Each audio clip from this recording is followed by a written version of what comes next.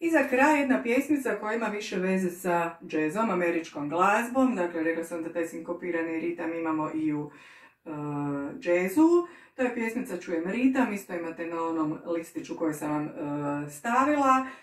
Imamo dvije kitice na hrvatskom jeziku, vrlo jednostavni tekst, i treća na engleskom, jednostavni engleski jezik, svi to možete odmah pjevati, ali idemo ju prvo malo otpjevati samo melodiju i tekst, a onda ćemo isto tako iskombinirati ritam.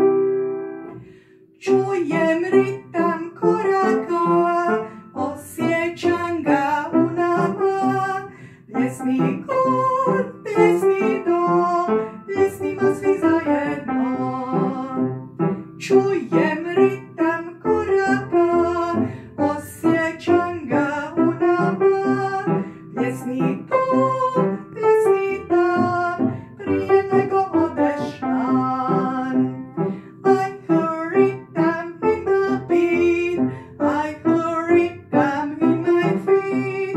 Clap up high, clap down low, clap a hand before you go.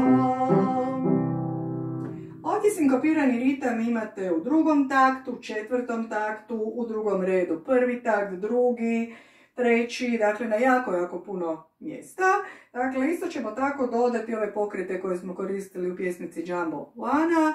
3 su kitice, pa ću u svakoj kitici koristiti drugi pokret, tako da ide malo brže, a vi onda možete vježbati ono što vam je lakše, dakle i prolaziti više puta. Znači, četverodobna mjera, na prvu i treću dobu ide ova moja kutica, jel? Znači, 1, 2, 3, 4.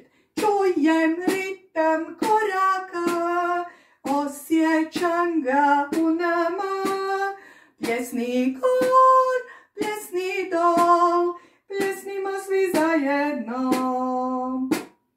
1, 2, 3, 4, 1, 2, 3, 4. Čujem ritam koraka, osjećam ga u nama, pjesni tu, pjesni tam, prije nego odeš van. I treća je I heard ritam in the beat, I heard ritam in my feet.